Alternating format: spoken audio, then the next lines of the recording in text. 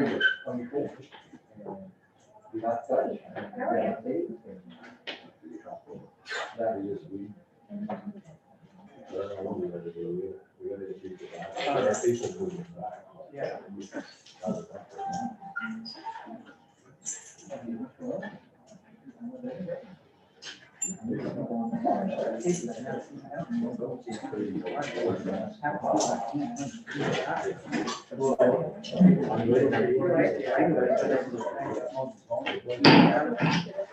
I call the 30th meeting of the Madawaska School Committee to order. Please rise for the pledge of allegiance. I pledge allegiance to the flag of the United States of America and to the republic for which it stands, one nation, under God, indivisible, with liberty and justice for all. We'll have a moment of silence.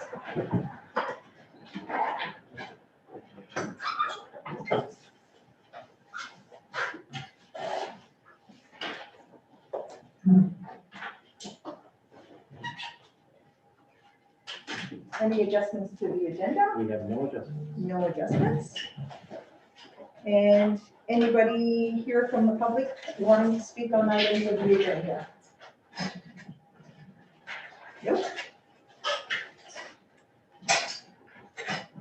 The March 29th meeting, approval of the minutes. Do I have a motion to approve the minutes of March 29th meeting? Mindy moves. Do I have a second? Nick? Any comments, questions, concerns? All those in favor?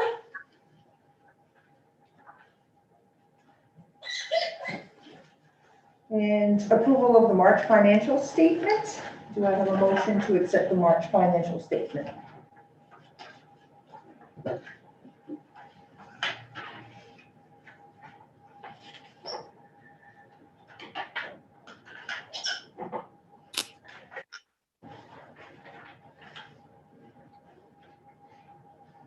I guess I'll move to Louis.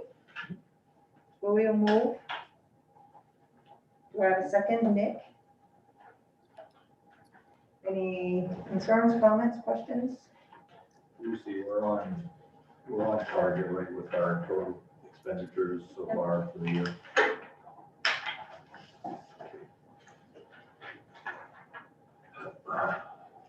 All those in favor?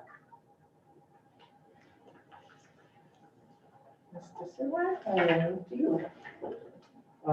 So we are working on our ESSER 2 project. ESSER 2 was the second round of stimulus money that came from the federal government after the CRF funds. And I gave you a kind of a detailed description in your notes about some of the projects we're looking at. We're looking at a playground project for additional swing sets at MES. Again, spreading out the kids. Plus, we do have some aging swings that are literally falling apart. So that's much needed. Interactive display project, replacing the older style projectors like you see in this room with a flat screen touch monitor. Just more of the industry standard now for what you use, especially when you're interacting with remote learners and in-classroom learners at the same time. Just a little more flexibility that the teachers have with that.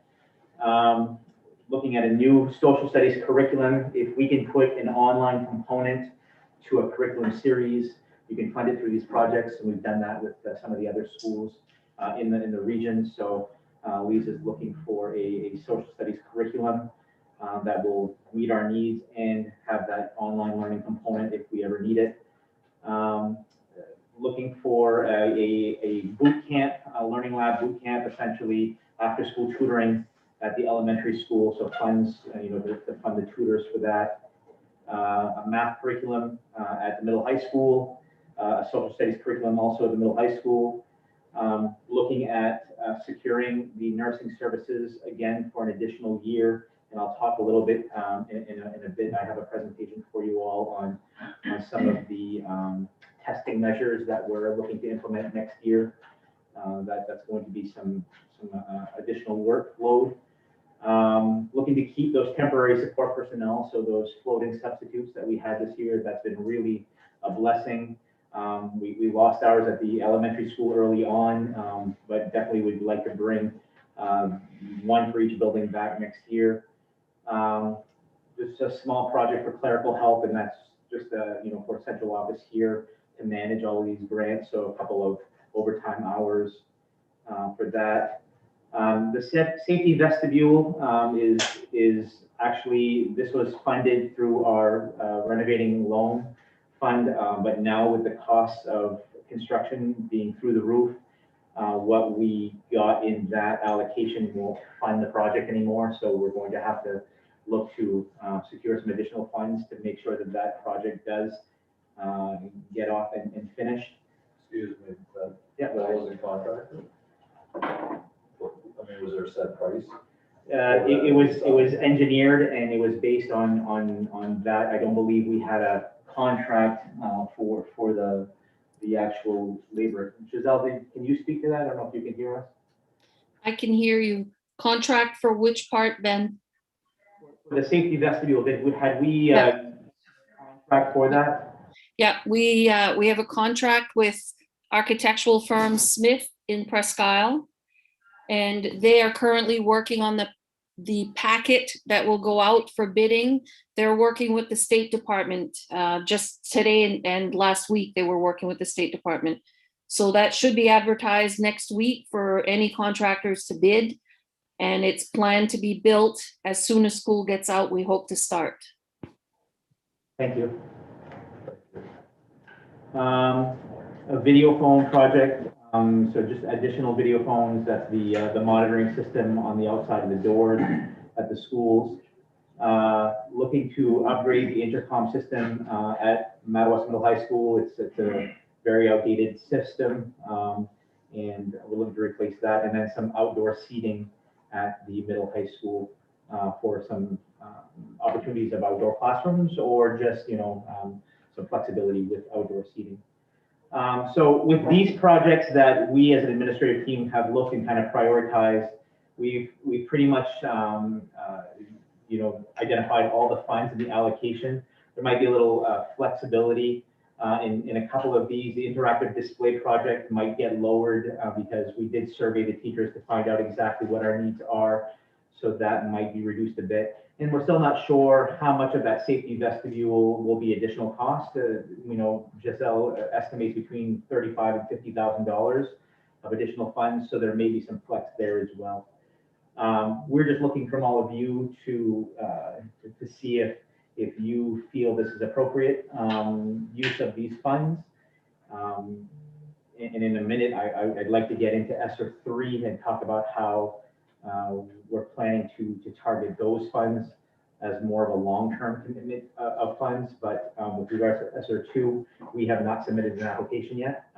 We're just looking to see if the board has some thoughts and suggestions about these projects. I have a question. Yeah. So these funds have to be used in relation to COVID stuff, right? Yeah. So how do you get the swings into that? Social distancing on the playground. Oh, okay, I got you. I'm not opposed to it. I'm just like, how did they do that? Yeah, you even take something like an intercom system. Yeah. How do you get communication with safety protocols? Gotcha. People need to effectively hear the communication of safety protocols. Right. We're looking at some other projects like replacement of cameras and the camera systems to be able to identify close contacts and that type of thing. Those projects did not fit in this round just because of the size of them. So we may be looking at that in ESSER 3. But yeah, every single one of these we've had success with, either in this district with previous or in other districts. So I'm quite certain that we'll be successful with all of them.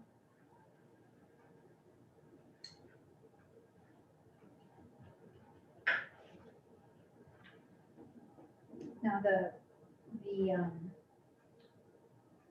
the clear touch screen, is that gonna make it easier for the teachers when it comes to zooming? And, because I know that they have, some struggles with that. It's hard to And, toggle everything. and I'll talk about that in my presentation later. The difficulty with what the teachers are doing right now, especially at the middle high school, is managing both Mhm. in classroom and remote learners at the same time. Very difficult. Right. I think we have a solution to this. I think if we can remove some of that off of their plate and have them only needing to Zoom when everyone is Zoom, when we're full remote, I think that's going to be a better solution. But to answer your question, yeah, this device will instead of having to have multi devices to do the same, you can do everything through that device. That's what I was wondering. So it's a little bit easier that way. Awesome, okay. Plus, you can teach on it like it's the board, and And they'll see it on. they'll see it on the That's screen. So really intuitive technology. That's awesome. They have those devices at the tech center, Yeah, and the teachers can't stop raving about them. So we're actually looking to implement them in all 3 districts. so it's like a big iPad. It's a huge iPad on the wall. That's awesome. Yep.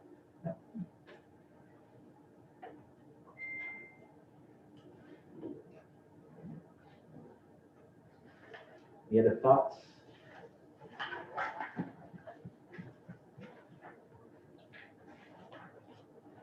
You've got to hand it to your administrative team. They know how to spend money when we need to spend money. And I say that because, there are so many needs that we have. So when we initially got our first draft of all the plans that were put forth, we overextended, our allocation, and that just identifies how many things we can be addressing in our schools.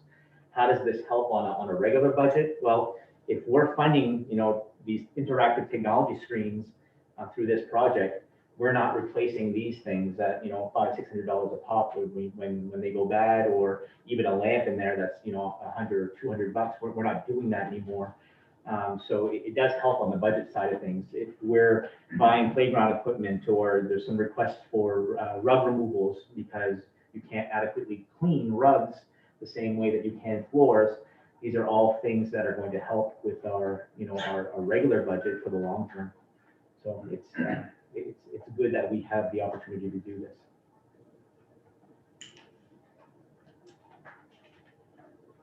Same with curriculum materials. Curriculum materials are not cheap. When you're looking at a math series, upwards of $30,000 for a math series.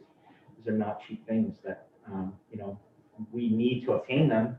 We need to replenish them, because you can't be using curriculum materials that are 20, 30 years old. Some of it's still good, but with the changes in the standards and the learning targets, you have to stay with the newer materials as best that we can.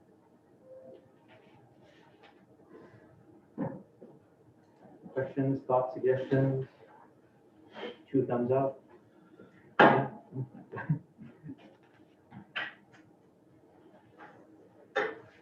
Would you like me to move on to ESER 3? Sure. Talk about that. So the latest stimulus approved by Congress, the American Rescue Act plan, allocated roughly $411 million to the state of Maine out of their whole package. 10% of that $411 million actually goes right to the DOE. So the department, takes that 10%, and they're going to be using it for statewide initiatives.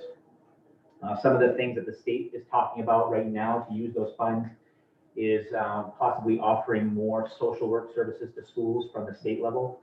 So that's one thing that they're talking about, among some other things. They're going to be using funds for testing protocols and PPE and all that good stuff. So that's good news. Additional good news is the remaining $370 million, after the state takes their chunks, that's allocated to the districts. And they basically use the same allocation method that they did with CRF and the ESSER funds. So using this, Madawaska's allocation for ESSER 3 which we have not received yet in formal writing. So this is all, it's not promised, but it's projected. So we're projected to receive $972,239. It has the exact same stipulations as the previous ESSER fund, so must be used for COVID-related items, cannot supplant what you have already budgeted for in a regular budget. So if we have a bus in a regular budget, you can't say, oh, instead of buying that bus with the regular school funds, we're going to pay for it with federal funds. You can't do that. But you can use it to address, the ongoing concerns of that the virus does present.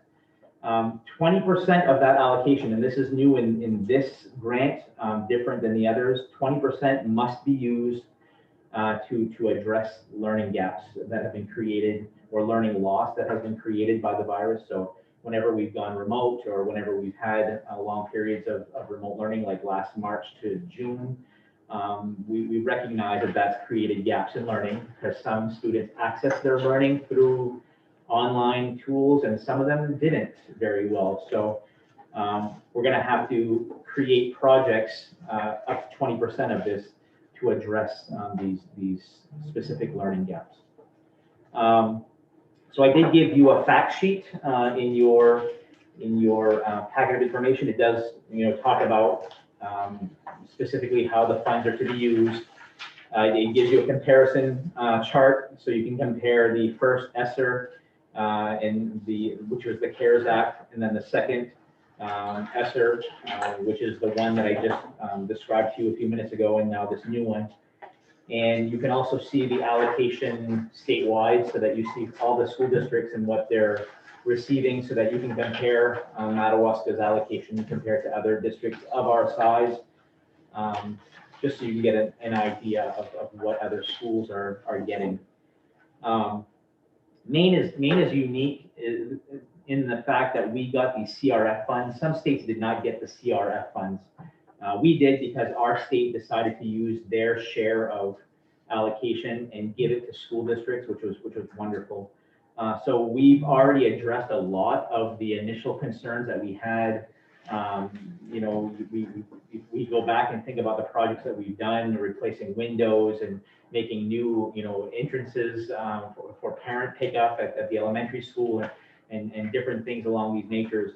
It's not that we're now not sure how to spend the money. We still have a lot of projects left, but specific to this learning gap, we need to be mindful about how we're going to do this and how it's going to impact us the best way.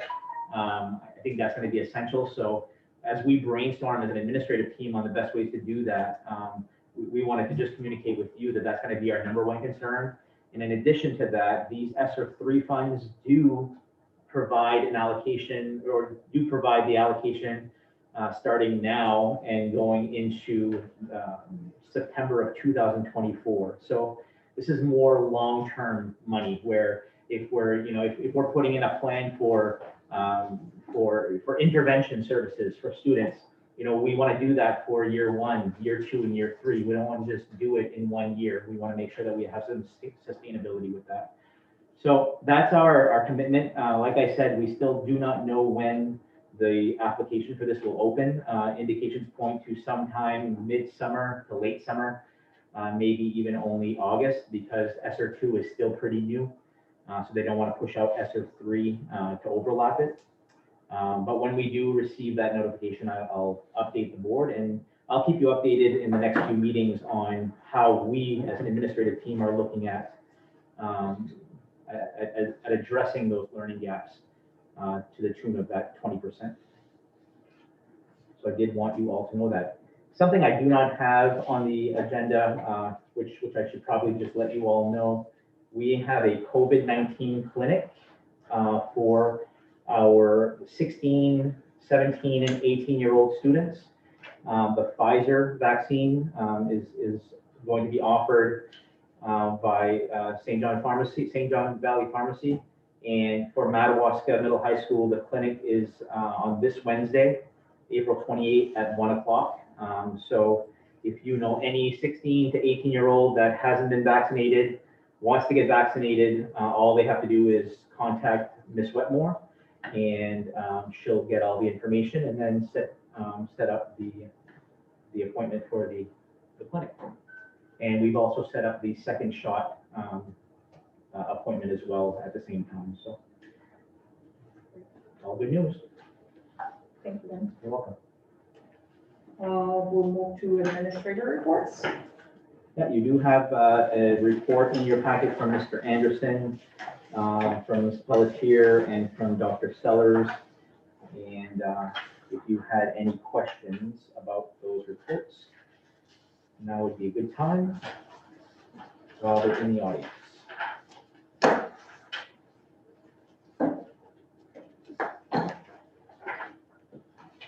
Anybody have any questions, comments? Thank you for supplying the reports, by the way.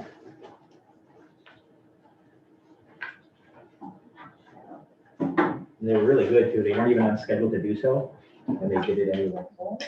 They're good. Okay. Are we all set? Yeah. Okay, committee reports, policy committee.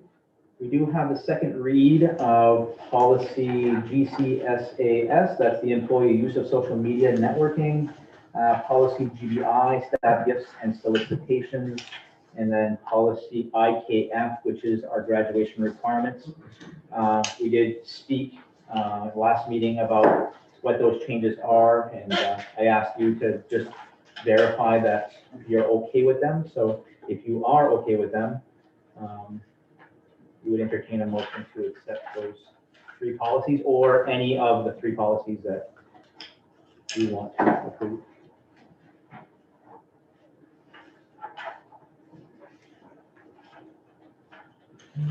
So, we should do it one by one, right then? It's totally up to you. Have you guys, review? Can I just ask a question? Sure, Are these absolutely. pretty much in, are these like state, what is it, mandate? Similar to other Yeah, districts? the only one that's not a boilerplate, Yeah. well, first, your staff gifts and solicitations is pretty much a boilerplate. That's very common when you go to main school management to provide you those. Your graduation requirements was adopted from a boilerplate, but we've hacked out the information we don't need anymore, which is the proficiency-based requirement. The only one that's not a boilerplate is the employee use of social media networking. A lot of districts have just a vague statement about appropriate use. We opted to go more of a detailed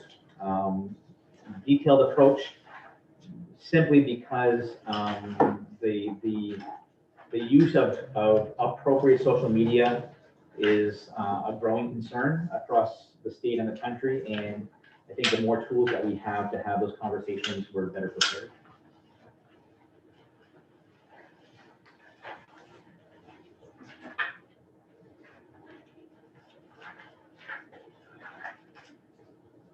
So can I have a motion, or do we have any more discussions, I guess? We'll go with that. Do I have a motion to approve the GCSA-S policy, employee use of social media / social networking? Louis, moved. Do I have a second? Nick? Comments, questions, concerns? All those in favor? We're gonna look at GBI, staff gifts and solicitations. That's the boilerplate. Do I have a motion to accept? Nick moves. Do I have a second? And Louis? Comments, concerns? All those in favor? And IKF, graduation requirements. Do I have a motion? Mindy moved. And do I have a second? Nick? All those in favor?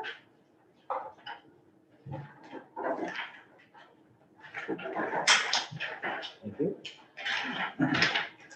All right, move to items of new business. I believe we don't have any retirement or resignations right then. No. And we're gonna go to transfers. Yeah, we have a transfer request, and this is for the Madawaska Middle High School Guidance Secretary. After completing interviews for the Guidance Secretary, Wayne Anderson and April Layton are recommending the transfer of MES Secretary Dana Ramsey to the MMHS Guidance Secretary position. And I believe did you have a letter in your packet? Yes. Not a transfer letter. For the other two. Yeah. Do I have a motion to accept Dana Ramsey's transfer from the elementary school to the guidance secretary? Nick moves. Do I have a second? Louis? All those in favor? New hires? You do have a letter from Lise and her team that interviewed for the MES second grade teacher, and their recommendation is to approve Kylie Foster to the second grade position. Do I have a motion to approve Kylie Foster to the second grade teaching position? Nick moves. Do I have a second? Louis? All those in favor? MES fourth grade? And you also have a letter, again, from the same committee, and they are recommending Cassie Morno for the fourth grade teaching position at Madawaska Elementary School. Do I have a motion to accept Cassie Morno as a fourth grade teaching position? Louis moves. Do I have a second? Nick? All those in favor? And our current openings? Yeah, we do still have some openings. We've had some movement with the physical education health teacher position as of late. So we'll hopefully be bringing a recommendation at the next meeting. Also, a little bit of movement on the special education teacher as of today. We'll see how that goes.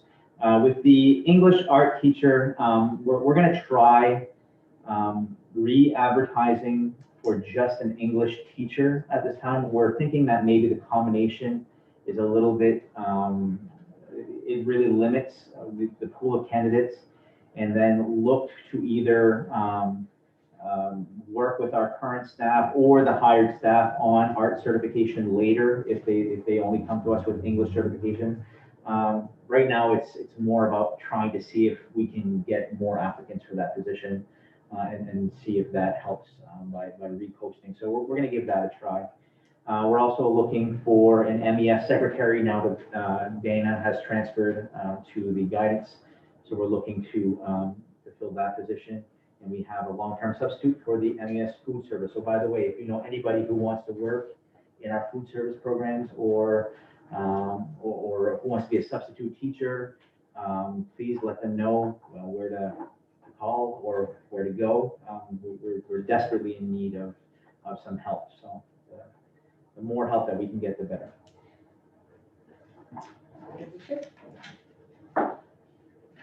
Planning for the school year 21 to 22.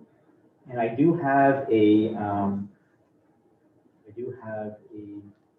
packet on your table. I put that ahead of time, but I'm also going to be displaying the presentation on the screen as well. So feel free to follow along however you want to. We're trying to put together an initial plan for the fall of 2021 and the entire school year. And there's still a lot of uncertainties about what school will look like. Even at the state level, I do meet with the regional superintendents from across the state every week. And it's the number one question. When's the DOE going to tell us what the fall is going to look like? And the DOE says, well, when the CDC tells us when it's going to look like. And it's one of those things where we're planning for the unknown, and it feels like we've been in that place for a long time now. But we do have to have a plan in order to gauge which students are going to be coming to school, which students are looking for alternative options. So it's something that we definitely need a plan in order to get that information. The good news is, the majority of our staff have been vaccinated, and possibly some others may come along as well. We want to honor, those who choose not to, based on whatever reasons they have. But we also want to encourage staff to do get vaccinated so that our days of required quarantine for staff are over. And as you heard a while ago, our 16 and older students have the opportunity to get vaccinated as well. There are clinical trials right now for younger children, and we're hopeful that by the fall or early winter, that population does have access to vaccination as well, so that we can move forward. So with that being said, we do have a little bit of information that we'd like to share with you. So first off, Valley Unified is committed to ensuring a safe return for school in the fall of 2021 while addressing the learning needs of our students. As I told you a while ago with ESSER 3 times, our focus is going to be on addressing those learning needs. It's always been, the learning needs of students, but now more than ever, it's going to be targeted solutions to what this pandemic has created.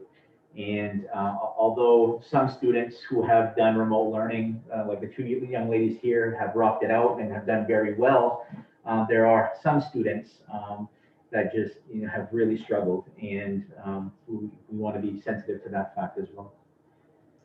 So what will school look like in the fall? Planning for the unknown is difficult, but we believe the Maine Department of Education will continue to require specific safety measures in public schools until a time that COVID-19 is no longer surging in our state and communities. Our focus will be on supporting learning models that will meet the various needs of our students while addressing the learning loss created by the pandemic over the past 13 months. All indications point to some, if not most, of the safety protocols still being in place next fall. And that's simply because the majority of children will not have access to vaccination by that time. Does that mean the whole entire year? I don't know. It all depends on vaccine hesitancy across the country and what that means, and herd immunity and all those things that we hear about every day. But I do believe that I would be lying to you if I would say I think things are going to look very normal, come September 1st. I don't think that that's going to be the case, unfortunately. So our plan, based on that knowledge, is to focus on 4 areas: vaccination and testing efforts, safety measures and protocols, instructional models, and then addressing the learning loss. So I'll start with vaccination testing efforts. So every employee in Madawaska 33 and 27 have had the opportunity to access the COVID-19 vaccination, and the majority have done so. It's been offered to everyone, and anybody who wanted one has had the opportunity. And we can continue to, to push out that message. If you want it now, it's still available. And we do have access to some through the local pharmacies and Northern Maine Medical Center as well. So that is still, that's still available to staff who maybe have been a little bit hesitant. As I mentioned earlier, school-based clinics for our students 16 and older have been set up in all of our Valley Unified high schools. That's happening this week. The numbers right now are very low, and I'm hopeful that that's because most of these students have sought out their own vaccination through their doctor or a local pharmacy. Right now, the numbers are rather low, so let's hope that that's not because of hesitancy. School nurses have requested the Binax Now rapid COVID-19 test and will conduct serial testing for school staff who have been identified as close contacts. So unvaccinated staff can continue to work if they test negative each morning before work. So the way serial testing works If I'm in a classroom, I'm not vaccinated, I'm the teacher, I'm in a classroom where a student has been identified as a positive case right now, today, that entire classroom would have to be quarantined, or at least if there's no assigned seating. If there's assigned seating, it's just the people 6 feet around that student. But as a teacher who's required to quarantine, my options at that point are remote teach from home if that's available. I'm going to remote teach from home. If it's not available, I've got to use my personal leave or my earned paid leave, or if I'm ill, I can use my sick leave. With serial testing, what we're saying now is, okay, you've been identified as a close contact.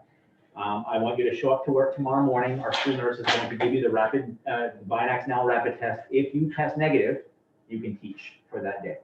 And that's day 1 of your required quarantine, but because you are a negative test, you can teach that day. You do that for the 10 days of the required quarantine, and you can continue to teach or work if you're not a teacher, as long as you're testing negative for the serial testing. Testing every day. Testing every day if you're required to quarantine. So yeah, you would test every morning before work. And the rapid results, I think, are 15 minutes, so it doesn't take an awful long time to get those results, and then you can be on your way. So that's in the works right now. I know that Nurse Missy and Nurse Lynn have already requested the Binax Now kits, so they may be able to start doing that sooner than later. And then hot off the press this week, the school nurses are going to participate in a Department of Education webinar for the PCR pool testing program that's going to be offered as the preferred testing option for 21-22. So basically what pool testing is you do weekly random samples of a cohort, and it's a way of progress monitoring what's happening in your schools according to those cohorts. If you have the sample person who tests this week in that cohort tests negative, then the way that pool testing works is we trust that everyone in that cohort is negative. If that individual is positive, then you would test everybody in that cohort to see who is positive and who's negative in that pool of people. So the nurses will be participating in that. I believe the webinar is later on this week, and we'll know more about that as time goes. So you can see that there's a lot more effort on the state's part to offer testing methods in schools. I feel like we are almost behind the 8 ball on that compared to some of the private industries, but hopefully we'll have some of that in place. Not hopefully, definitely we'll have some of that in place for the fall. Any questions on vaccination and testing efforts? Ben, can I just come back to one of the statements you made? Yeah. The numbers are low for our student population. Yeah. When were they made aware that was going to be available? Was that prior to break? We did prior to break, and then I know that each principal also pushed out a reminder during break. Okay. And then today I pushed out a reminder on social media as well, so Okay. we're trying to sprinkle it. Mhm. Doing our best. Okay. Next section that I talked about is safety measures and protocols. And as I indicated earlier, there's going to be no surprise here, I don't believe. Early indications do point to the same safety measures and protocols being in place in the fall of 2021, specific to the face masks at all time, 3 to 6 foot distancing. There's some questions about the distancing that may be relaxed, and I don't know what that means. I don't know if it's the 3 foot is relaxed when you have a face covering, or the 6 foot is relaxed when you are eating. I don't know what the relaxing will be on that, but that's something that's got to come straight from the CDC. So I'll let you know if that changes. Hand hygiene practices, monitoring symptoms, and staying home when sick. So it's recommended that all Valley Unified schools continue to follow whatever the Department of Education puts out for guidelines. If they're saying it's the same guidelines, my recommendation to you all would be Madawaska schools should do that as well. So that's how things look right now for safety measures and protocols. Questions on that? Oops. Instructional models. So the current 3 models that we have in place will still remain in place, and that is on-site when we can have kids in school, hybrid when we need to thin things out a little bit, which means that some students are at home while some students are in school and vice versa, and then remote when we all need to go remote. And those things are going to be monitored based on what's happening in our schools first. So do we have school-based spread that's concerning? We have high infection rates within our schools. That's the #1 indicator that would put us from one model to the other. Community-based spread is something that we early on were using as a primary indicator, but now it's more of a second factor because we know that things can be happening in the community, but it's rather tame in school, but we still keep an eye on it. And then staffing availability is always one of the biggest concerns. If we have 5 bus drivers that are required to quarantine, it's going to be very difficult to get kids to school on school buses with 5 drivers out. So we'll need to make a decision on what that, what the impact is. Luckily, if you have been vaccinated, you don't have to quarantine, or if you have recovered from COVID-19 within 90 days, you don't have to quarantine. So it's important that we try to get as many staff employees vaccinated as possible. But specific to these models, we've offered school choice this year across the grade levels. So as you know, we have 2 elementary remote teachers that have been available for our families that choose to have their children stay remote.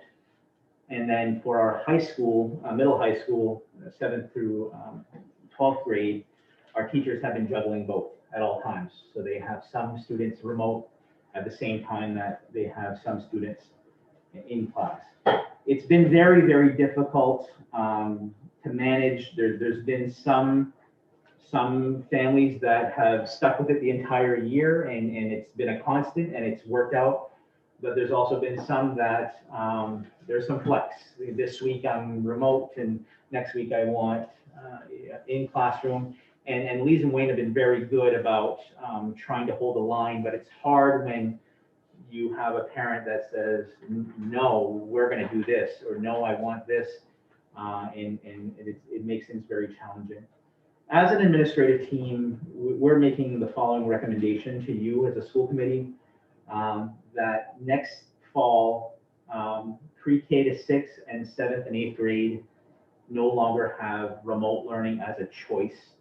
And that's simply because the younger grade levels have proven to be the most difficult to engage students in a remote learning experience that's beneficial, especially at the lower elementary, talking pre-K grade 2, but also, 3 to 8, these kids need to be in school. And now we're talking about, all of the facts and the data behind school-based spread and how our safety measures work, and vaccinations being available and soon hopefully available for children. We just feel that a choice model for these grade levels isn't to us the best option, especially when a family can decide to homeschool if they truly feel that staying at home to learn is what's best for them. That's an option that's been available forever in the state of Maine, and it still remains available. Do we run the risk of maybe losing some students to homeschool? I think we took a big hit this year, and we're still okay. And I'm hopeful that a lot of these folks are going to come back. I just feel like the concerns outweigh the benefits of having that choice model. We're still going to have our 3 models in place when, as a school, we have to go from one to the other. Those are going to still remain in place. So if Madawaska Elementary needs to move to remote because 5 teachers need to quarantine, we're going to do so. But we're going to do so as a school. Or if we have moderate school spread and we have to move to a hybrid model, we're going to do it as a school. But I think school choice is something that that needs to go away for those grade levels, especially. For grades 9 to 12, I'm speaking with my Aroostook County colleagues, the superintendents around Aroostook County, And we're looking at an Aroostook County solution to this. And it's still very initial, very, we just started conversations about this. We actually have a meeting tomorrow where the Department of Education's Office of Innovation will have 2 representatives meeting with us to talk about it. Each of the counties right now are doing similar conversations right now about how they can solve this as a county. And in a nutshell, I'll just kind of summarize what this looks like. We would allow our 9 to 12 teachers to opt in to wanting to do this. They wouldn't be forced to do it. So let's say Nicole Sear here, math teacher here at the middle high school, wanted to do this. We would ask Nicole to take her course that she already has developed, let's say for Algebra 1, and we would ask her to transform that course into an online platform similar to what you experience on an online college class, like a Brightspace or that type of thing, where you would outline your modules for the course year, your pacing guides, you'd embed your videos, and you would monitor this class in addition to what you're doing right now. No one's making you do this. We would attach a hefty stipend to it, maybe $3,000 for a course development and monitor for a semester. And the great news is if Nicole Sear does this from Madawaska, then we have an Algebra 1 course developed for Aroostook County. Now we just need, a science teacher somewhere to do this, and then a social studies teacher, and build it throughout our network of schools for those teachers that want to do this versus having to force them. One of the most difficult things that our teachers have been talking about at these levels is monitoring those two things at the same time. It's very, very difficult. And to get back to focusing on your classroom and the students in your classroom has to be a priority. So we're hopeful that this might be an opportunity. On the flip side of that, if this goes and we can get staff interested in developing these online courses, we would make the students who want to access this, it would be an application process, not simply I want to go do that because I don't want to go to school. We'd have to base it on past success of remote learning, not those kids that were truant in remote learning, but the kids that actually thrived in remote learning, and they want to access their education this way because they have the self-efficacy to do it, they're motivated to do it, and they just learn better this way. So we feel that that application process would have to go through. We still have to iron out the details of cap space and how many, but this is essentially how the college system does it. They stipend their professors to develop these online courses, and they monitor these online courses in addition to what they're doing in the classroom.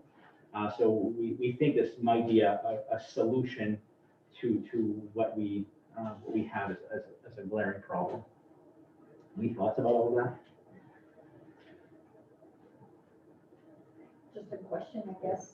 So like, who would pay the stipend? Like if Madawaska pays Nicole, but Nicole's teaching all the. Right, so we would have to pull together as Aroostook County schools who are interested in using our ESSER 3 funds specifically for this. And we haven't ironed out yet exactly what the dollar figure is, but we want to make it equitable. And we want to make sure that one district is not incurring costs that are going to benefit other districts. If Madawaska teachers are going to do this, we want to make sure that they're compensated, but a share of how many students, Presque Isle High School is sending, Caribou High School is going to change what your funding formula is to the pool, if you will. I like the idea though. It's aside from hiring 15 new teachers to teach remote learning, I don't know else how to do it. And the college system does it. And I did my master's course, and almost all my courses were online this way. And look, I'm a superintendent now, and so I think some people can learn this way and should be able to learn this way.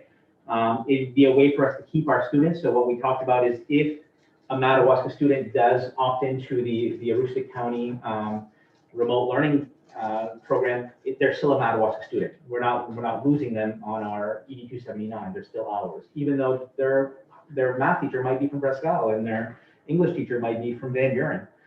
They're still our kids because, you know, we're holding on to them. One thing that we also discussed is hiring a remote learning manager to help monitor these students and their progress.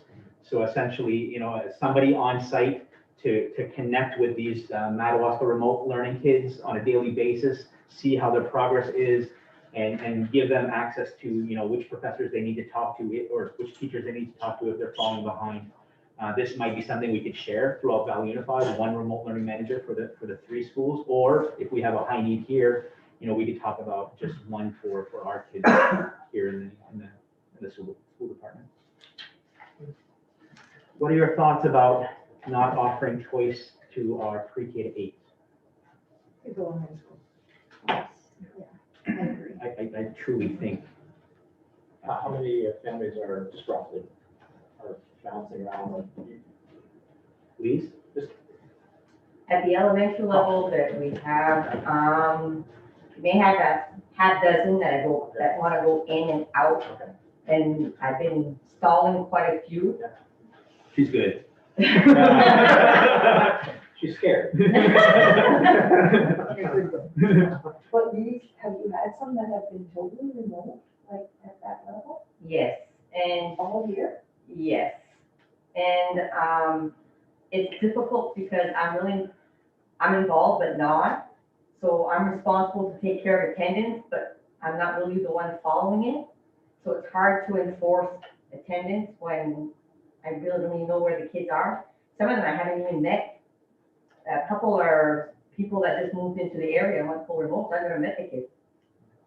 So that makes it difficult. You've had some that were remote that left as well. Correct. And I have some that were remote and the attendance was awful, didn't get any work done, came back in, then fought to go back remote because it's easier, it's funner to skateboard and to ride a parking But lot. what's the accountability in these, like if they're doing remote, like they still need to pass in their work or? Correct, but if it's not being passed in, then we have to do truancy, go through the truancy protocol. It's not easy. And I had one where I had to do testing for like ESL, let's say. Mhm. And I said, that particular assessment has to be done on site. And I called, and I said, can we make an arrangement? No. I said, nope, I'm not going. So I can't, there's nothing I can do. I'm hands are tied. So how many are fully remote? I know you give a number of kids that go back and forth, but What was the question, I'm sorry? the students that are fully remote, how many, you gave me a number back and forth. Fully remote, Approximately. I think right now, as of this quarter, I think it's half a dozen. So half a dozen that balance and half a dozen that have been fully remote. Yeah. So, And I have quite a few that went homeschool. But I'm starting to get calls, like I got a call last week that they're coming back, they're starting to make arrangements to come back. I think it makes sense, but you know, I think with as much COVID precautions as the school has, where we're at with how we manage it. And these are not, these are the same conversations that I can speak from Aroostook County colleagues we're all having. Because it's So it's believing in our safety measures, and it's one less thing for the principal that we manage. Yeah. So, and a parent, like I said, a parent still has a right to homeschool. But one other thing that we're seeing is that you could have a family that traditionally has homeschooled, and as a homeschool family, you do have access to some things in school. You have access to a physical education program if you want it. You have access to our library if you want. You have access to a music program, especially if those programs are not, the parents aren't qualified to deliver. What a homeschool family does not have access to is an IEP from the school, because that's a school-based process. When you have remote learning as a choice, a homeschool family can say, no, we're remote learners now. And we're not homeschool, we're remote learners, and now I want my IEP. So, you know, there's some risk of costs and things to the school department when you offer this choice as as something that, you know, the school department offers. And I'm not saying I'm against offering a child an IEP, that's not what I'm saying. I just don't want people taking advantage of the school department. And we need to be mindful of that. Yeah. How do you be effective with IEP when you're not able to? Right, you don't even.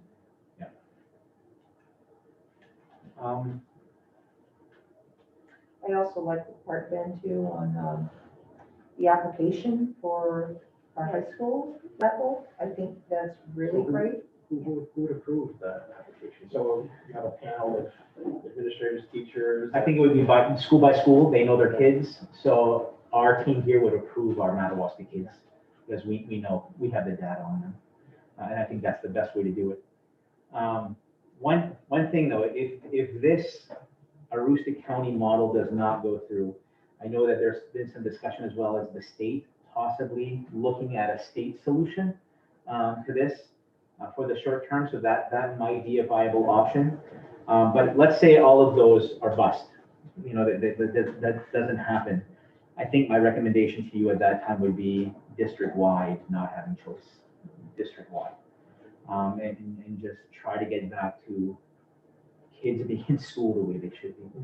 I think we had some valid concerns this school year when there were so many unknowns about the virus and you know, not having vaccination for staff. There was a lot of concerns and I support what we did this year, but I think we know enough now and we're seeing enough of what's happening to. You're screening, you're testing more, you're vaccinated. Yeah. If you go out with them, so obviously you have to have policies on how you're going to let which students qualify, which ones Right. don't. So it's going to be. I think we're going to learn through this webinar, yeah, how that works. And then finally, addressing the learning loss, that's going to be our big push. You know, we've been very fortunate, and I keep reminding folks that I talk to about how fortunate we are, because there are many, many schools in York and Cumberland County that have not had every kid in school 5 days a week. You know, many of these schools are still on 2 days in school, 2 days out, and a Wednesday or a Friday off. And it's been like the entire school year. Some schools have waiting lists for kids to get back in because they don't have room for them. So you have kids that want to come back, they can't come back because they committed to a remote at the beginning of the year when they were concerned, and now they can't come back. You have school districts buying buildings in their towns with ESSER funds because they're anticipating needing more space to get more kids in next year, and buying modules and buying warehouses and retrofitting that. We've been fortunate that we can fit all of our kids in school. We can. Is it yucky to go watch, you know, school lunch at Madawaska Middle High School or at Madawaska Elementary School and see, you know, lonely kids facing the same direction and 6 feet apart? Yeah, it's not nice, and I don't like seeing it, but we're doing it, and we're keeping kids safe. So I think about all of the things that we've been fortunate of, and especially here in this district, we haven't had, aside from you know, a couple small bouts of mandatory remote learning, we've pretty much been in school the whole time with some little hiccups. So that's a good thing. But we have to recognize that COVID pandemic has created some learning gaps, and I think we always talk about the learning gap. We always talk about, you know, when I'm a kindergarten teacher and my kids come in for the first day of school, I have the kid that can read, you know, Harry Potter, and I have the kid that still does not know their letters, you know, quite. I think that gap has gotten a little bit wider from this pandemic, and we really need to hone in on how to get those kiddos that need the most attention and really beef that up. We do have, you know, our title services, and we do have special education, which is wonderful, but we really need to address the learning gaps for a larger group of population of students and focus in on that. And that's going to be one of our biggest things. We may be asking you to consider funding some positions as part of this plan. We're just not sure yet, you know, the best way to do that. So we're still in the planning phases, but here are some things that we know that we can do and we're going to use as a targeted approach. We will have after-school learning labs. Those are already started, where we'll have, is it for all grades? I think K to 12, wasn't sure. Yeah, That's the goal. all grades K to 12 will have the opportunity to access after-school learning labs, starting as early as this spring, but definitely for the next school year. We're looking at summer education school options. So obviously summer school makes sense, but what about harvest school for those kids at the middle high school that, you know, go on harvest break? What about February school and April school? You know, it's time where we can recapture learning as best we can. So we're gonna look at getting as much intervention during those break periods as possible. We're not talking about sending kids to school for, you know, 7 hours on vacation. We're talking a couple of hours every day to just kind of, you know, meet those standards and keep things going. And then expanded in-school intervention, you know, are we looking at additional coaches for school or interventionists in our schools? We're going to really focus in on during our hours of the day, how can we really target, you know, the learning gaps that have been created. Then what is our school system or statewide or whatever? How much of a gap or a loss are they estimating there's been since COVID has started a year ago? It's really hard to gauge because all of the assessment tools that we've used in the past that we try to currently use, when a kid at home is being given a STAR 360 test or an AWEA test, and they've traditionally been in the 4th percentile, and now all of a sudden they're taking it at home and they're in the 95th percentile, and we can tell that there's some dishonesty with, you know, the data we're getting. So the only way we're going to truly know what that is when we have our kids back and we can assess those gaps and figure out exactly what they are. We know that the curriculum has been slowed down quite a bit. So what I used to cover in a year, this year I'm not covering all that because I have so many things that I need to manage. It's you know, with the online and the in-school kids. So even from that standpoint, where we're not focusing on everything, we're focusing on critical standards. You know, even that is a concern. You know, so what are they missing out on? What did they not get? What is, you know, how is that going to impact them in 2-3 years? Unfortunately, I think we're only going to know the true impact a couple of years from now when we see, you know, when things are back to normal. The good news is, well, I don't want to say good news. The silver lining is this is a worldwide thing. So it's not like Madawaska has been impacted negatively more so than everyone else. So I think this is our new baseline, our new normal, and we've got to try to get back to where we were and chase that. Sooner vaccination efforts will help ensure a safe return to regular school experience. Until then, I think we need to learn to live with COVID-19, and I think that's the best way that I can sum it up. We just need to live with this thing. We need to accept that there will be folks who will never get that vaccine. We'll have to accept that this virus might be alive and creating new variants for a very long time. We're going to have to accept the fact that I'm probably going to have to go get a booster shot for my Pfizer vaccination, and some people are going to refuse to go get that booster shot because they're done. They're done with, you know, and so I think we're just going to have to live with it and accept as much as we can, but not forget that we still have to, you know, prepare these kids, you know, for their future. So that's my spiel, and I hope you can support that. Thank you, Ben. You're welcome. Do I have a motion to accept the plan for the school year 2021 to 2022? As presented. Your expanded teacher, you need manpower for summer programs, harvest break programs.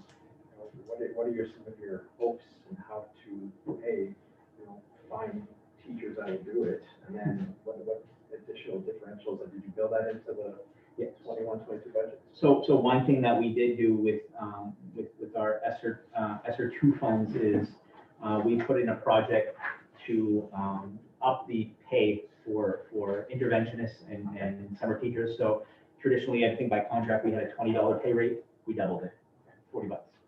And we have interested people. Yeah. Before we did that, we had no interest. So that's one thing. as far as new, and that's with our own current staff, as far as new positions, it's still too early. We want to do a little more research on what the best strategies are going to be. I don't want to add a position for the Madawaska School Department that's not going to bring results and benefits just for the sake of adding a position. I don't think that that's the right way to go about it. But if we need something and we can say that this is proven to work, at least for the next 2-3 years while we have the funding available, I think we ought to consider it. I just have a quick question, and this may or may not be, I guess, the right time to talk about it or think about it, but it just came to mind. But so this is your plan for the 21-22 school year. So what about each individual school's plans? Like, you know, when it comes to senior privs and things like that, and you know what I mean? Like, will we ever be presented with what the principals want to do for the next school year? I think they can, but what they don't know yet, and like I said, I don't know. They too don't know what safety measures will be in place. So if we're saying it's the status quo for next year, same thing, same whatever, I would imagine a lot of what they've done this year that was successful would probably continue. But I also know that, you know, they've learned a lot, and I don't want to speak on their behalf. They're right there. They can speak for me. They've learned a lot, and I think, you know, they've done a good job, especially, you know, later these past few months adjusting, because we were all in a holding pattern for such a long time with those initial guidelines that nobody knew it was okay, now we can move away from this, and that's across the state. You know, more people are thinking differently and asking more questions, and is this appropriate? And I think we're going to continue to do more of that. But I don't know, do you guys want to talk more? I talk enough.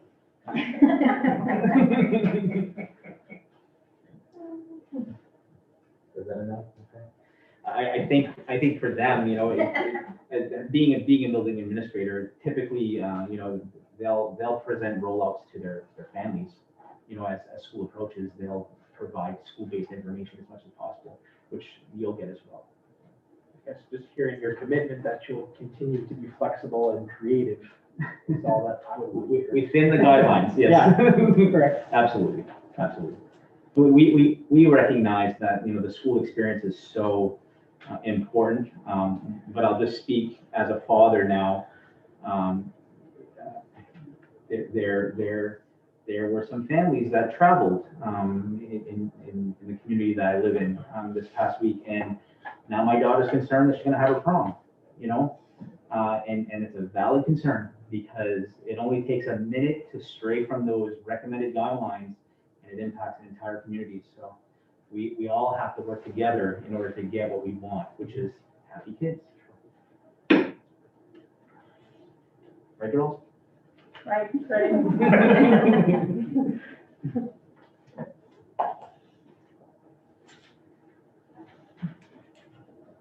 Any more questions?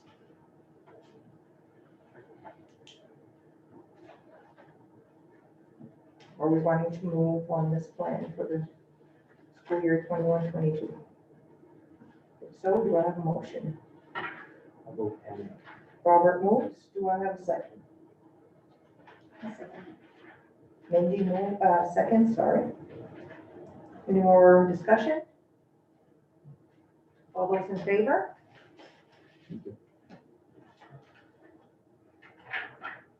We're gonna move to the bus bids, opening of the bus bids. Who gets to open them? Is it me? Sure. That's fun. So we do have Oh, two. Lord, we have a lot. Yeah, we do have 2 buses for bid. You know, I just wanted to use this thing.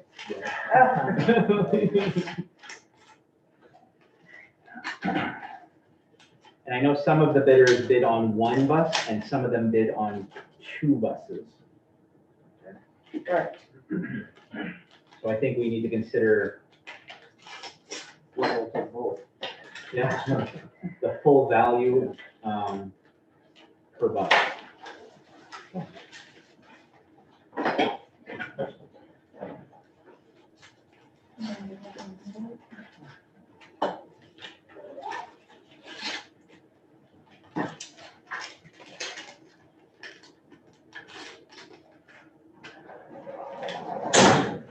A little hard time getting teacher applications, but put a bus. Bus bid, I was just Right?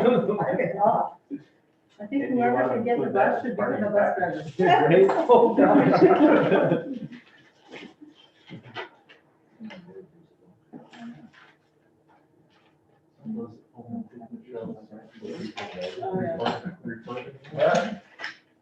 Put that one right off the dog.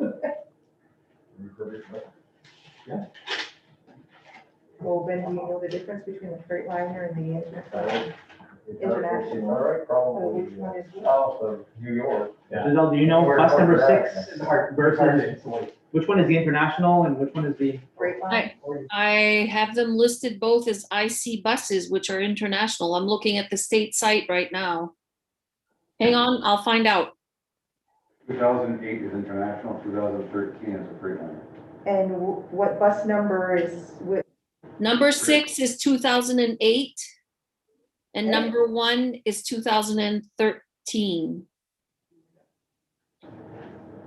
2013 is a Thomas built.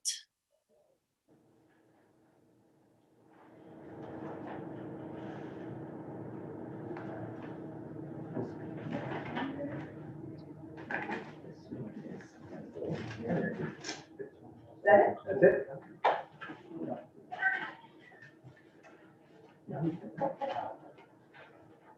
Okay. So the highest bid for bus number 1 is for $2,562. Did you have a minimum bid that you put out first? I don't think we had a minimum. In the last 6 years that we've had to sell buses, the most we've received is $1,500. Most of the time, we've received about 1,000. And so I also have a bid for both buses. This person would be willing to take both buses for $1,000 apiece, $2,000 for both buses. So, which $1,000 would be the highest bid for bus number 6. If we, I'm not sure if he wants them both, or if he's willing to take one, but these are your, 2,500, 1 for 1,000, is that what I heard? Yeah. Yeah.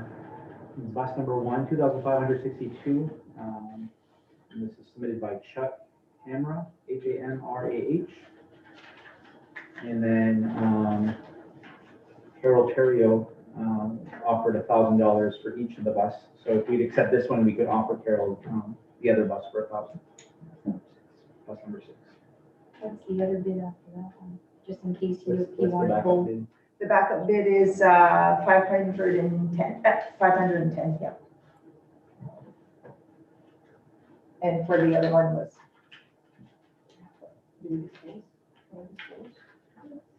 I would just close Those, yeah. the top bit.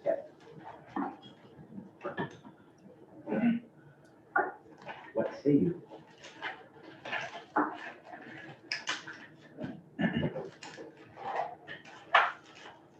Okay.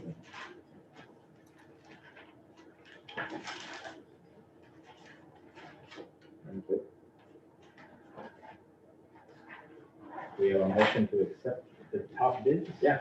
You should accept the top bid. Robert, and you will have a second. Will we do that? All those in favor?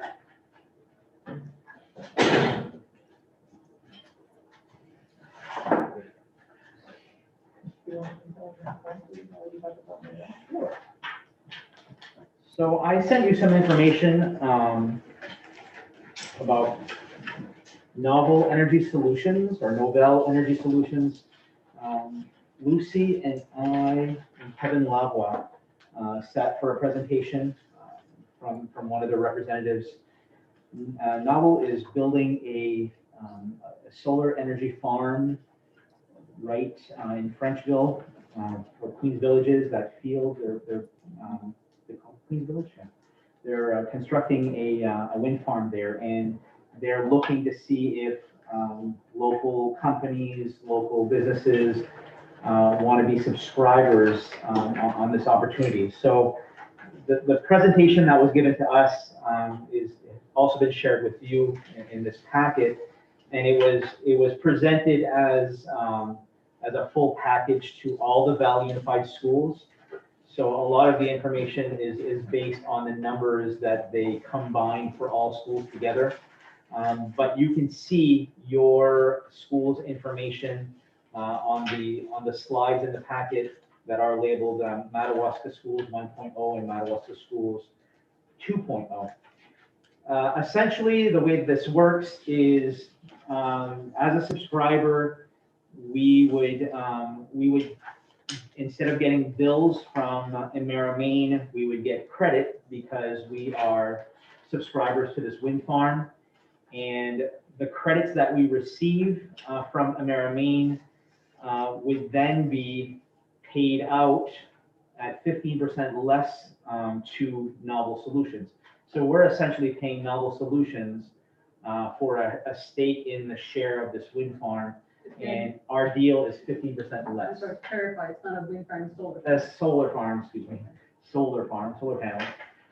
So 15% less. So I reached out to your legal counsel, and I spoke with one of the attorneys there, Adam Cody, who's their energy lead.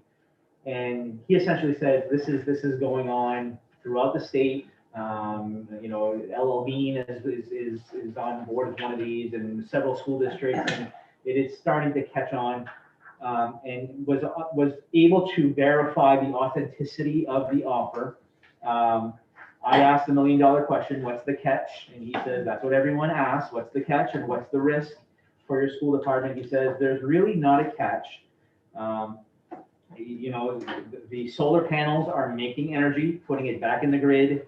The energy company is crediting you because you're a subscriber, and then you're going to pay us for being a partner. You're going to pay Novel for being a partner in this venture. He says there's only essentially two risks, if you will. One, he says you need to be ready for any of these projects to go belly up. Which is not a concern because we're not investing in them, we're not giving them upfront costs, we're not doing anything like that. But there are potential for some of these projects to not happen because the federal government is starting to cut back really quick on some of these because they're booming too fast, too soon, and it's a strain on the coal and fossil fuel energy solutions. So he says that's one thing. He says, but assuming that this project does go through because it's already been approved and it's already supposed to be happening this summer, he gave us a recommendation. He said you need to be ready to not have any loss of credits. The way that credits work is if you don't use up the credits after a year, the credits that you earned essentially get dissolved or they're no longer valid anymore. So he says any improvements that you make in your school, if you retrofit the lights, to energy efficient lighting, or you do any energy efficient projects, and I'm thinking about new windows in the elementary school, I'm thinking about Paul Chassis looking at a lighting project at the middle high school, I'm thinking about all these things. So we're going to get more energy efficient. He said, you have to realize that they've projected your usage based on the past 2 years. So any improvements that you make, you're essentially going to lose out on your own savings because they they base this off of your usage when you are less energy efficient. So he said simply the problem, the solution to this is have them rewrite you the package, the deal. Instead of 100% usage, make it for 80%. He says that way you're guaranteed to cushion whatever efforts you make that are going to be cost efficient, and you never run the risk of losing those credits at the end of the year because you're still going to be paying a little bit to Emera Maine. Just that your savings are probably not going to be 15% over the course of this plan. It's probably going to be more like 12 to 13%. So he said, that's what I recommend to anyone who's going to venture into this. And he says, if the school committee is willing to move forward with this, he would work, and this is Adam, he would work with Novel and their attorneys to make sure that our user agreement is right in line with our best interests and making sure that there's no risk for the school committee. At the end of the day, it looks like the potential of, like I said, 11 to 13% savings over a 10-year period on your energy usage. And when you look at Madawaska Middle High School's energy usage, especially, that's some significant savings because the building is an energy. It sucks up a lot of energy. It is.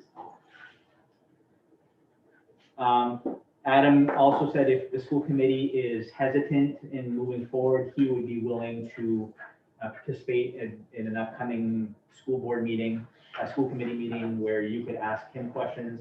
But he did assure me that he says this is legit. It's not a scam. There's very minimal risk, except for this could go belly up, and then you just don't have a deal. Or the other thing would just don't go 100%, go 80%, so that you're cushioning what could be lost at the end of the year. What were you gonna go 80%? So the quote that they initially gave us, they said, in the past 2 years, this is the amount of energy you've used. He says, have them quote that at 80% of usage instead of 100%. And just explain the relationship with Versant Power again. So because Versant Power owns the grid, they are essentially, I wish I had a smart touch screen TV so I could, so we're essentially, we're becoming a partner with Novell as a solar energy part of that farm, and the energy that's created out of that farm is going into the grid, and because it's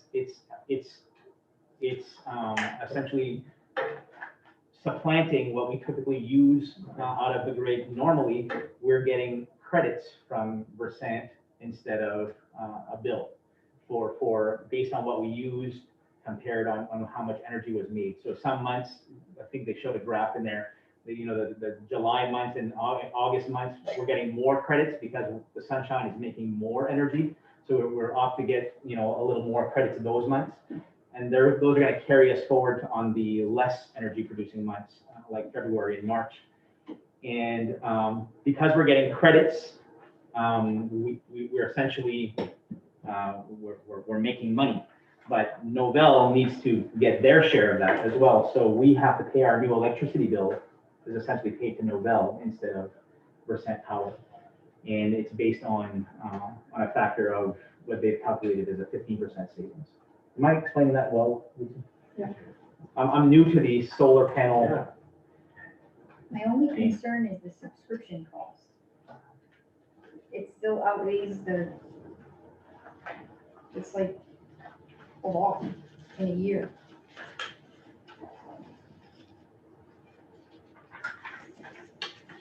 So if you look at like what it says for estimated total bill credit, Yeah. you'll see that your credit is more than the subscription payments Yeah, on I think all months. turns out you're saving $33,998. Right. Yeah.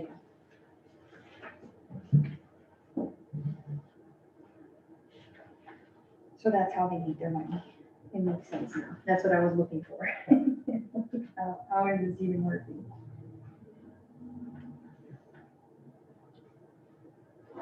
Mr. Bennett, can I ask you a question, Mr. Bennett? You can. Last year, or last spring or last winter, we had a company come in and asked to be able to, well, he purchased the land and he wants to build a solar farm in St. David. And I don't think he's gone around and solicited business yet, or he's in the works of it. But before you can open that farm, and I believe the same thing is gonna happen in Friendville, is they have to sell all their megawatts, I think it's megawatts they work with, before they can actually build it and sell it to the investor that they're helping. Now, if you're gonna subscribe to this company here, is it a long-term contract or is it a year-by-year contract? 10-year contract. So you have a 10-year contract. and will be a subscriber to them at a winner, at a loss or a gain. Doesn't make any difference. Correct.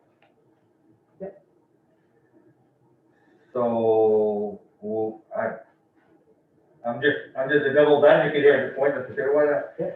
You know, we're gonna have a company in Madawaska offering us the service, and we might be going to everyone.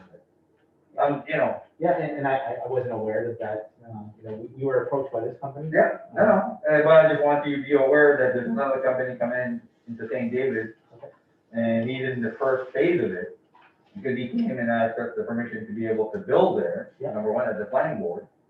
And the next phase for him is to sell the electricity to businesses and departments, whatever. And then after that, the third phase is for him to sell it to investors. Yeah. And then I believe it's a 4-phase system. The fourth phase is actually building it and supply. So Knoll is a huge company, I guess, but I mean, this other, I'm trying to think who the other company is, and it's a little gentleman out of St. Francis or Algar that's invested in it. Okay. And they already bought the land, so the land is bought and paid for. Yeah. So I'm just putting that out to make sure that you know, for a 10-year contract, and in 2 years you get this house that comes in and it can give you 10% less again. Yeah. You're stuck. Okay. I've been approached from the solar farm from East Milwaukee that's supposed to be going online here pretty soon. And their savings, they're telling me my savings are 10%. I'm electric heat, so I use a lot of electric. Yeah. So, you know, they're going up all over the place. Yeah. But I agree with Gary, they're about staying in that also. The other thing too, and it's not just a 10-year commitment, it's a 12-year commitment, because after the 10 years, you're gonna get the 2 years that you're getting out. If you look on page, what page is it here? Number 6, the termination agreement. Yeah.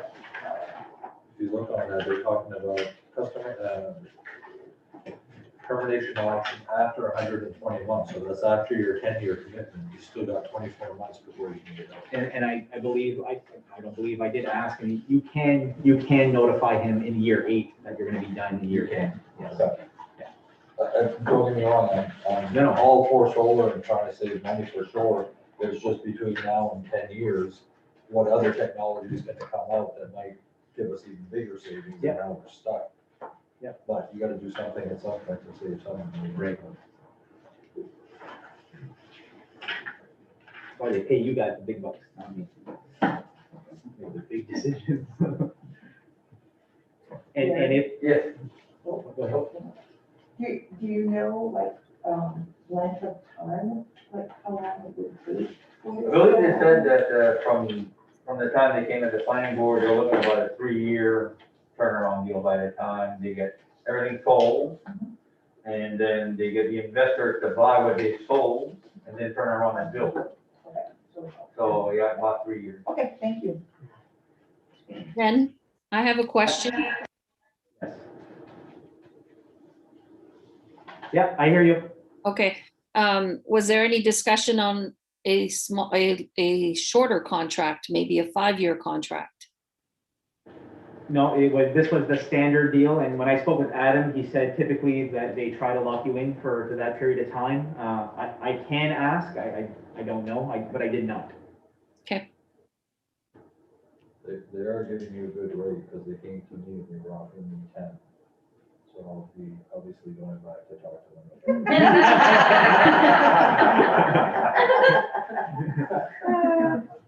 There we go, Louis.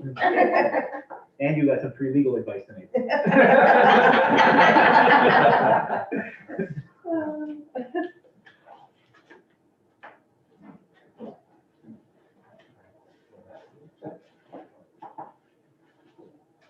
So what's the motion gonna state? I would like to know if we could do 5 instead of 10.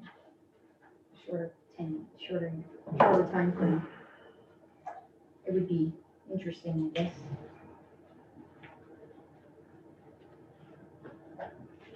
Between what Gary's mentioned and some of the, I mean, novel or novel, whichever way you say it, are there other options out there?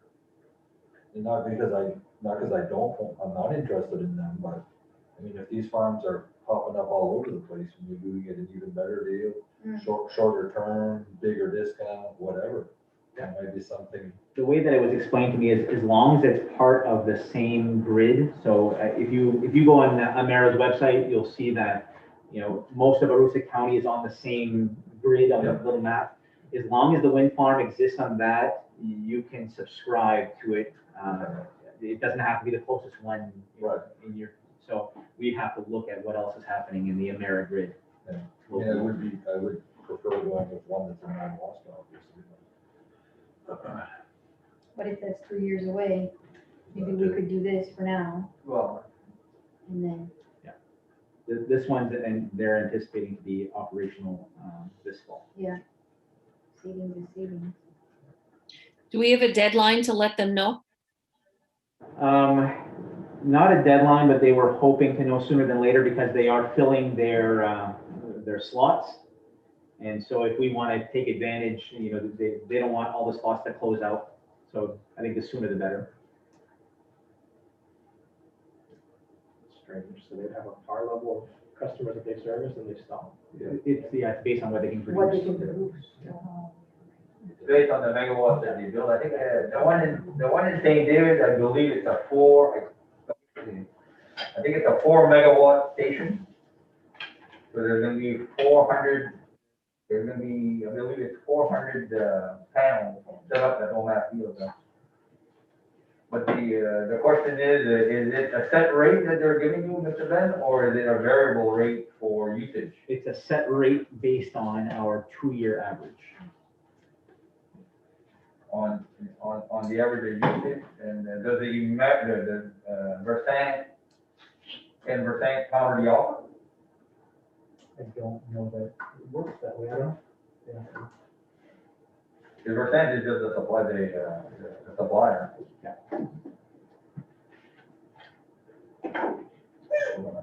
I guess my suggestion would be if there's other players that supply Versant Grid, Emera Grid, maybe we just knock on a couple more of those doors before we So just table it.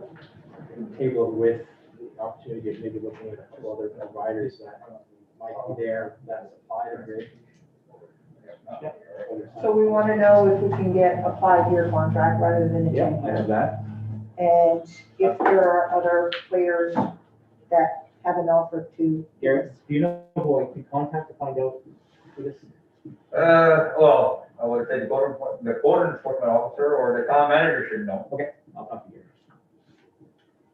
And then the other question there that Mr. Ben is, Right. they're only supplying the electricity and not the carrying of the transmission part.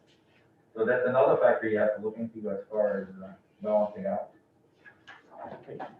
Having the power company work for us a little bit, they must know some of this, they must know the players, they must know some of these current and future partnerships that are there. Maybe put some of the onus on them, they must have somebody within their Versant power that. That's probably the quickest way to get. Yeah, versus doing all that legwork yourself. Call them. Salesperson. Okay, I'll do a little bit of digging. Thank you. Thanks, Ben. No problem. And now we move to budget workshop number 3. Number 2. It's actually number 3, Number 3, okay. second read. Lucy, you're on.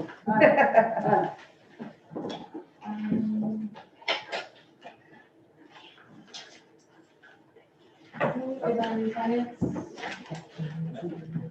We'll go into great detail tonight. Give you a snapshot.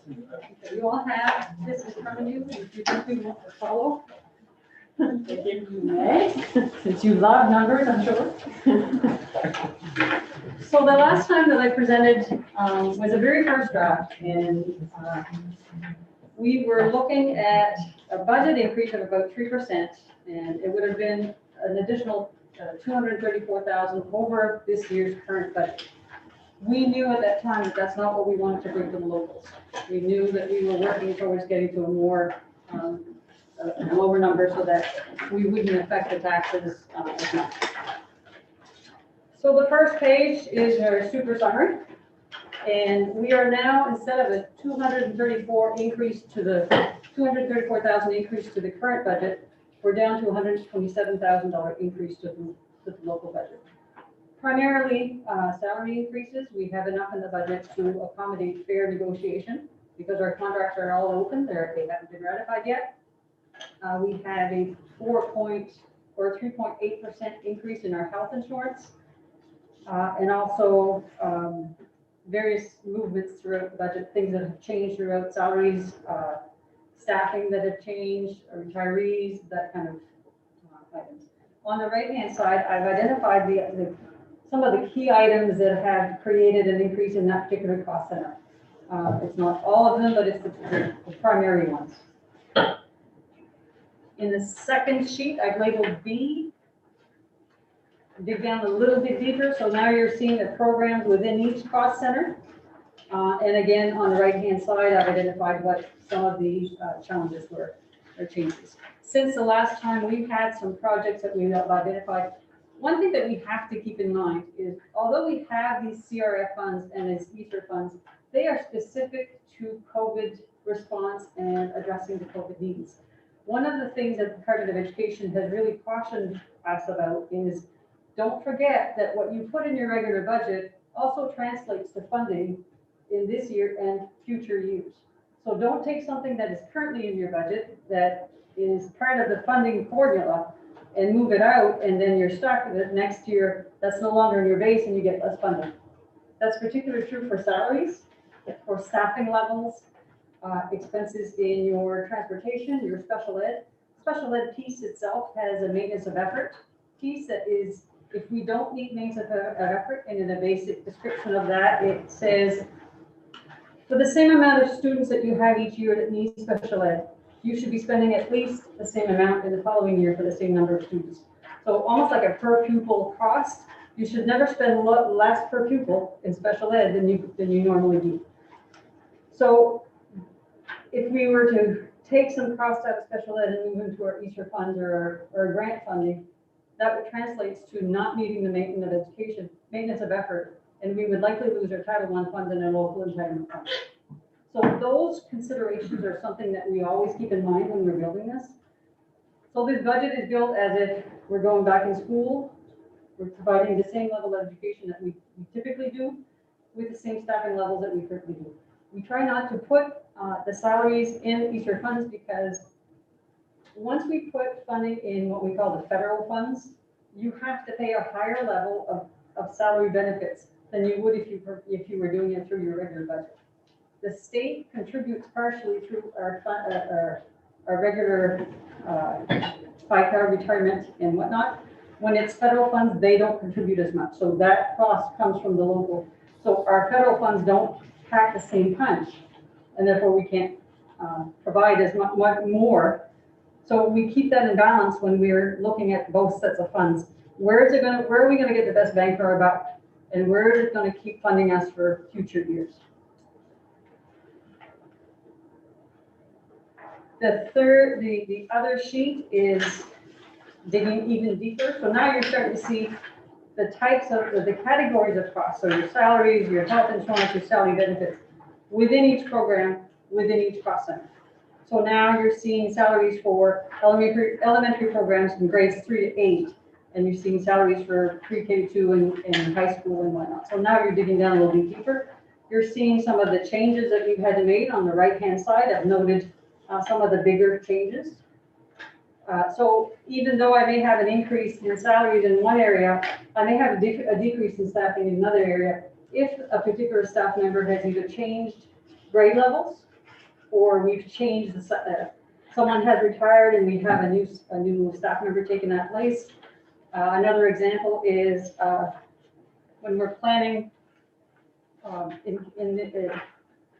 when we talked about new hires or transfers today. We mentioned the school secretary that is transferring to the high school. So now we're looking at the position that she vacated, and we're looking to do something a little different.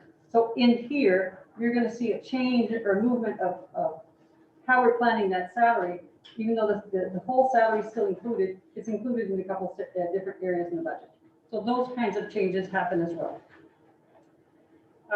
When we're looking at the Easter funds, we were looking specifically for projects that would not affect our reimbursement rates. So, if instead of funding it in next year's budget, if we had some funds available in this current year's budget, then we would do that. So one of those examples is the LED projects that we're looking for, the replacement of the lights. We think we can cover that out of the funds in this current year. So we've taken them out of next year's budget. It's not something that we're looking to fund through the Easter funds because we can't tie lighting to COVID. That would be a really stretch, but we can tie laptops. So some of the projects that we had in here to purchase laptops or to provide lease and laptops, we can tie that to the online and remote learning. So those funds, we took it out of the budget in anticipation that we might be able to put them in the Easter funds. I don't think there's anything else there. Again, there's some guesswork. We don't know if we're going to be in school every day. We don't know if we're going to be remote part of time and whatnot. And when we're going remote, we have to deliver these. So this budget allows us to do what we need to do to get these kids educated. It provides for, if we need to have them in school all day, every day, there's funds for that.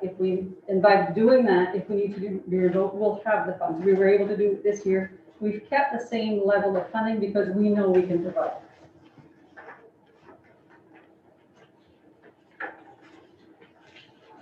D, the sheet D, and if you need more time in between, please let me know. Can we have questions or? Yes, I'm looking at the C here, your total tuition and reimbursement. yes. Why is that jumped up 91%? Because our teachers are getting educated. Our teachers are getting educated? The teachers take courses, Right. and in our collective bargaining agreement, we allow for reimbursement of the courses they take to either pursue their master's or pursue higher level education beyond what they currently have, as long as it relates to what they were hired to do. So if I have a cook that's looking to become a teacher, we wouldn't necessarily reimburse that, but if we have a teacher that's looking to specialize in a math or to get their master's, we reimburse their tuition for their courses. So we do have a lot more teachers this year that have opted to Get higher education. And we are responsible for that if they go through. And then after they're educated to the higher level, that typically means there's a step up in salaries and benefits. It may, but Well, they should be using what they've learned. so we're looking at 91% here at this level here, and then, but when we get back to salaries and benefits, the year after or the year after that, we get the increase there. So, Lucy, Yes. so to clarify, we didn't increase the amount that we pay teachers tuition. It's just you have more teachers that are, so we didn't increase the No. And amount that we allow for education. It's just, now you've taken the credit of, if you only have 5 teachers continuing education, now there's 10. Correct. Okay. And a couple of things we need to factor in is that's contractually obligated. Yeah. Right. And the second thing is we're saving a lot on professional development because nobody's traveling. So people are taking more courses because they're not going to conferences and they're not, so it's kind of a trade-off. May I add, teachers are required every 5 years, as you know, to pick up 6 credits every 5 years for certification. In addition, we're always asking our teachers to certify in other areas because we're not getting the applicants we used to get for special education, for gifted and talented, for art, for whatever we have a need in. We're asking teachers to expand their certification. That means more courses. And Giselle, we have in the last few years, looking back at teachers that have retired, you're bringing in younger teachers, is that correct? Yes, That now, mostly. We're starting. yeah, to dovetail off your point of them needing more certification, more education as a newer teacher. Correct. That's-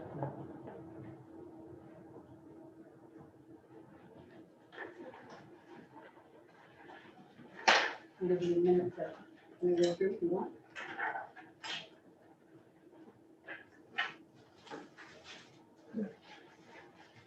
In this budget, we've opted not to fund another bus. So for next year, it's not, you don't buy a bus every year anyway, so this budget factors that we don't buy a bus.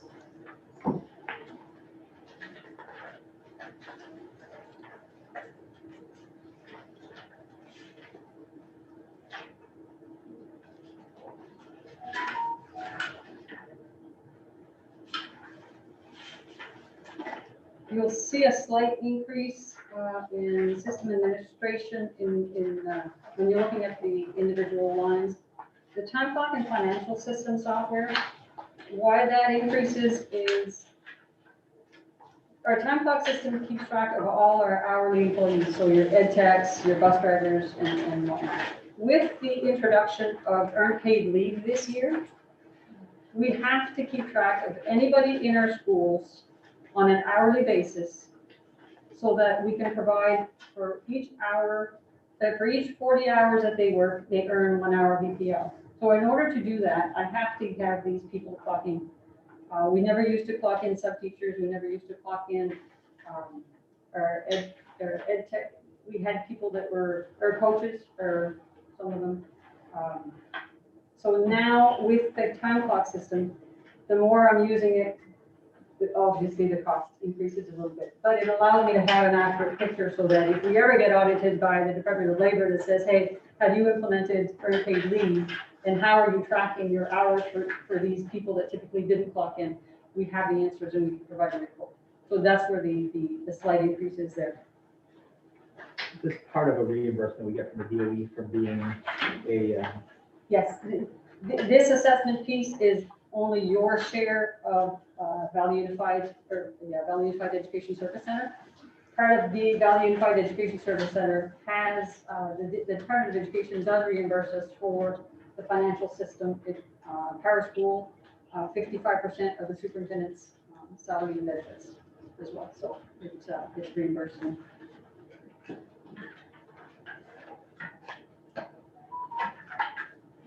Can I ask one more question? Under continuing education program, why are the salaries and benefits going up? Because you're moving from contract, you're going from contract services to the full-time position? No, the continuing education program is actually in 2 locations. We've got an office in Fort Kent and we have an office here, but they operate together. We have 2 things separate. So the salaries that are here in Fort Kent are charged to the salaries line, and the salaries that were the salaries that were part of the Fort Kent branch were last year considered as under contracted salaries or contracted services. But in the continuing ed budget, the funding piece of it has lines that are tracked at the department level that give us more funding. The salary lines are some of those. So instead of having contracted services, we're putting them in the salary line so that we can get more state subsidy and generate more money. So you're just moving from one line item to the next? Exactly. Yeah. Oh, that's It's just, confusing. I know, but you asked me, and you don't get an answer. I want to get a dirt, You want an answer. If I had said just because I'm moving and you said I don't understand. right. And we learn every year, just Absolutely. like that point, sometimes we code things somewhere and then we find out years later that if you would have coded it here, you would have had a benefit, so. Yeah, and then also, I'm mandated to report certain things in different areas, in specific areas, and the Department of Education is famous for changing the codes from one year to the next. 1 year they'll say you need to code it in this area, and the next year they need to track something at the federal level or whatnot, and they say, okay, from now on you need to move it. So some of those moves, like the laptop lease, is one of those examples. It used to be in the support services for staff and students. Now they want it part of regular instruction. So what is the USEC assessment? That's Valley Unified Education Service Center, VUESC. The VUESC is basically the central office for all 3 districts. But right now we've got it in a small level. We've got 5 positions. We've got the superintendent, the assistant superintendent, myself, director of finance. We get food services director, and the coordinator of innovative practice, so that's Peter Karen with the PR and the communications. And then we have the financial services, the time clock system, and a board. We have a value-unified board. So that piece was created, and because in creating that entity, we actually get additional funding from the Department of Education for having created that. It's basically finding efficiencies amongst 3 districts. The ideal was eventually to actually combine all 3 central offices once we get a new school or once we're located in one area. That's not going to happen anytime soon, but we still save money by having those 5 positions in a combined format. So we take that and we have a funding formula that was agreed upon, and we share those amongst the 3 districts. So same as how the tech center used to operate, the costs were divided proportionally among the districts, we do the same thing. So Madawaska has about a 30 to 35% cost share. Fort Kent is about 50 to 55, and Frenchville is about 15%. Based on, it's 50-50 split between their students and their valuations. And if we wouldn't have that value unified education, or that department there? That department, you would have to have a superintendent for each district, you'd have to have your finance director or your business manager for each district, and whatnot. You would not be cost sharing those positions, you would be fully funding the positions. Right. Madawaska is paying less for a superintendent now than they ever have in their history because of this agreement. The state picks up 55% of my salary benefits, and then you guys pay the other 45%, and Madawaska's share of that 45% is only 30%, so you're paying. I understand that part, but now we're paying an assistant. No? Well, It's pretty good. yeah, so there are efficiencies created, but there's also the benefit of I don't have to do everything for you guys and everything for Fort Kent and everything for Frenchville, because I'm only one person, so I stick to what I can do, and I have a budget manager that can stick to what, so that we're doing the best work we can for all of you. You're still benefiting because of the cost share agreement. You still benefit from that cost share agreement and what the state provides you. So Madawaska is not losing money in the deal. You're actually benefiting, you're getting more services at a better rate.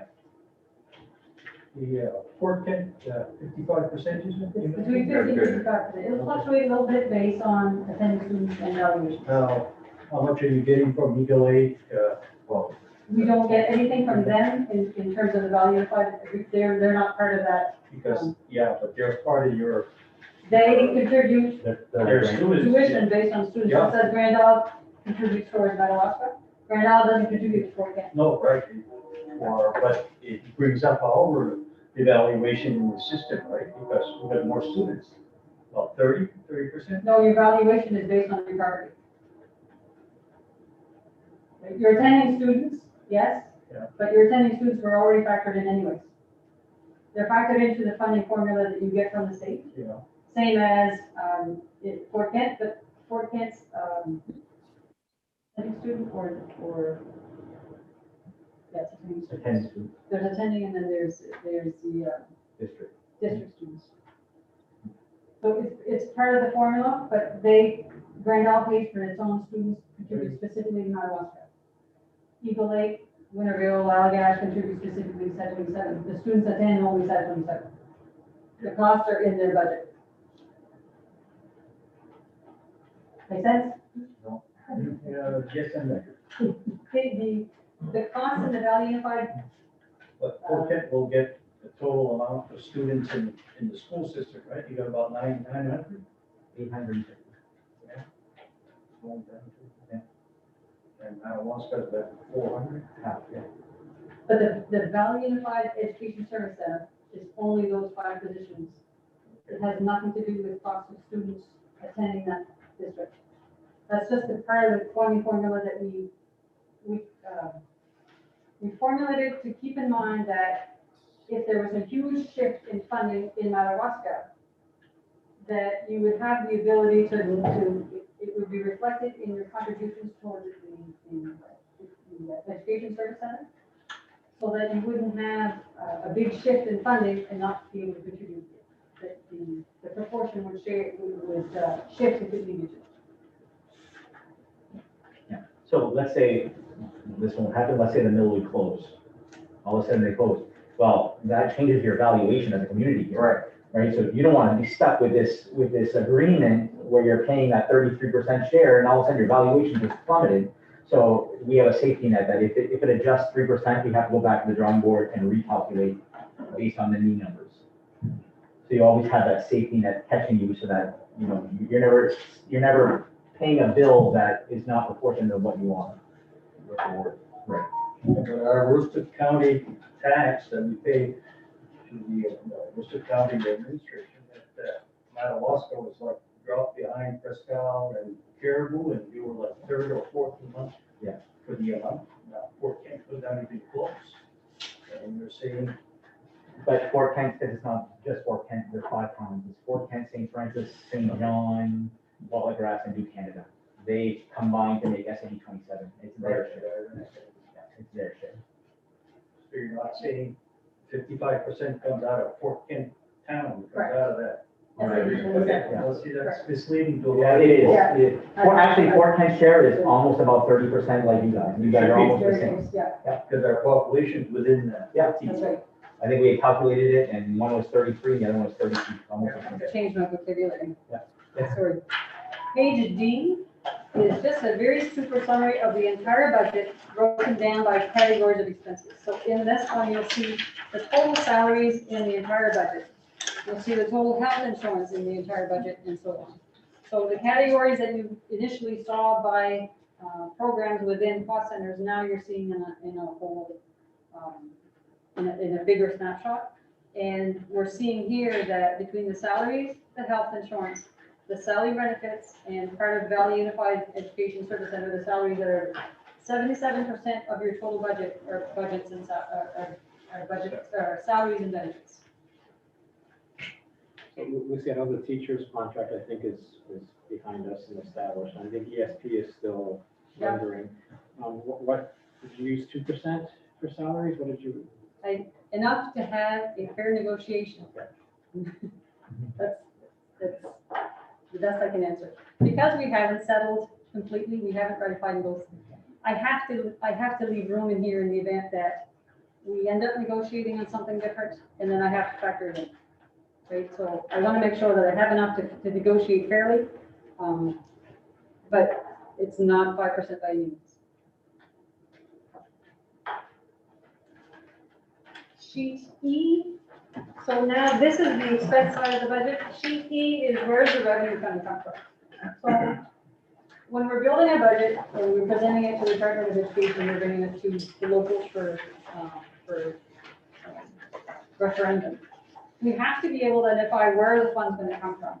The department will not let us go forth with a budget that we can't identify where the revenue is going to come from, and therefore we could end up in a deficit position. It's not something that they will allow us to do. So identify where the local taxes are, where what we think we can carry forward from the current budget, carry forward from school lunch and continuing education. They're basically two different businesses within our entity. Identify all tuition and fees that we expect based on the current level of students that we have, including tuition, any contributions they make towards special administration, ed tech, and whatnot. Identify any transportation that they're going to contribute towards, any other revenues that we get. Examples would be food services. So if in a normal year, if students are eat at school and their parents have a certain income level, they would be contributing towards the cost of the food nutrition program. So what I've done with food nutrition is I've left it almost exactly what we've planned this year. Because we now have, we have a waiver that says school lunch is free, school breakfast and lunch are free to all families. We don't know if that's going to be extended for the entire year or partial year. So I've left the school nutrition as the same level that we have in the current year. And then we look at the funding that we get from the state. And particularly, if you look at the bottom where you see the two arrows, the two red arrows, one is the regional efficiency assistance. That is what we're getting, or Madawaska is getting for being part of the Education Service Center. So that is funding, additional funding that's coming in specifically because you became part of the Education Service Center. So that is one example of funding that comes because we've done something specific. And then the very last number that I plug in, so once I've looked at all the areas of funding that I can identify, the blue line towards the top is what do we need additional to make sure that our budget balances?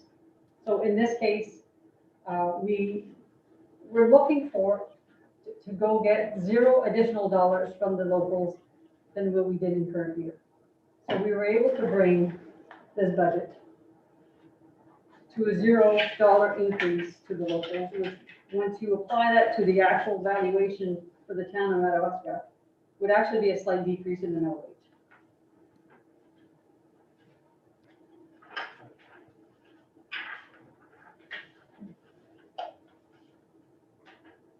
Again, the last time that we met, our goal was not to make it unmanageable for locals. We know that there's difficulty. We know that they've had a particular trying 3 years, thrown into a pandemic, thrown into, local unemployment. We know that we have, but we still have schools to run. We still have kids to feed. We still have to make sure that we work every day.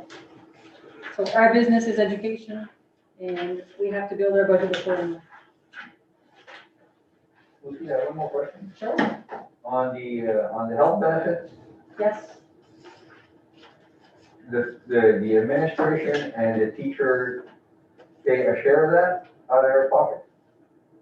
It's a 55% employer share, 45% employee share. Unless you're a single employee, you take the single plan for yourself. So you have plans. Well, we offer 100% if you take it just for you. But if you take it for your family, you pay 55, we pay 55, we pay 45% the employee. With the 55-45 split. When I For was family plan. for a family plan. Now, a family plan is from 1 to 5 kids, Yeah. or? Anything over a child. If you're more than you, and more than you and your spouse, it's considered family plan. So 2 adults and a child or more. You can have 4 or 5. Whether you have 1 child or 5 children. Right, well, cost is the same. insurance rate is the same for the family, it's not That's right. based on how many. When I was hired here in 2000, it was at 80-20%. So the district paid 80 and the employee paid 20. So you can see that it's going down, and Right. the employee's paying more. For Madawaska this year, for the school district, the health insurance went up almost 4%.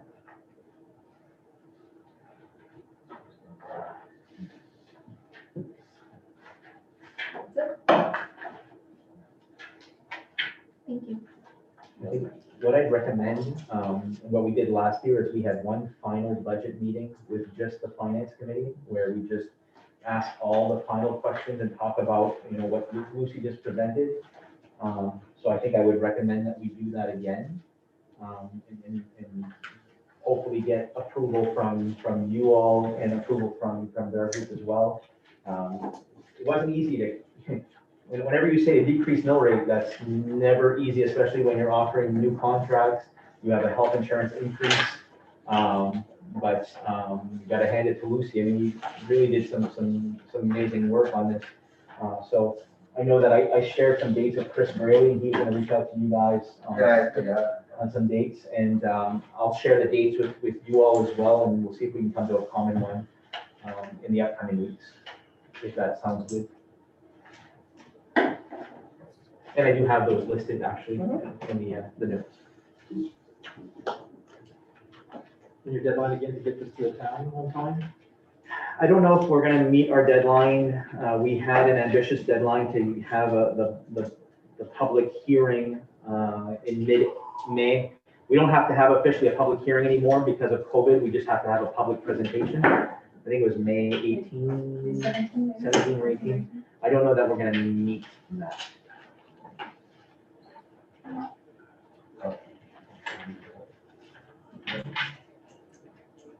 So we just wait for the finance committee to say when? I think we'll gather dates from them, and then we'll see what our availability is. Does that sound okay for you guys? Okay.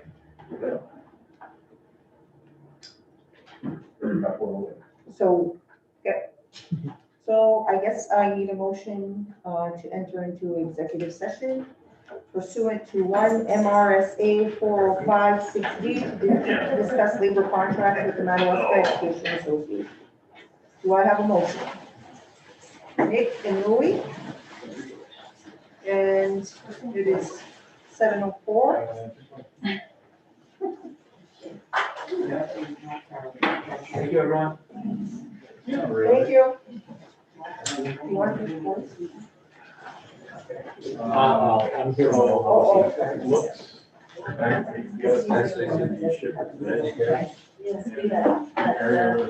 Class is working out pretty well, I'm so excited. I did too, that's why I get away with this. Hope everyone has a good day. Thank you, girls. You have a good week.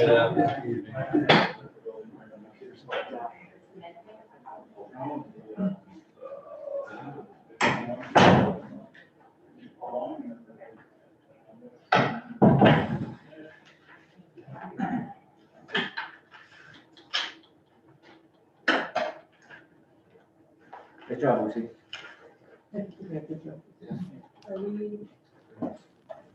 Does the board have a copy of the summary? No. No, they don't, but I can get them.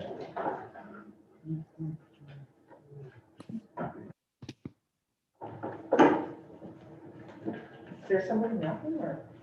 Okay. Just shared it with you again, Ben. Yeah, thank you. And then we stop the live recording. Oh, hold on.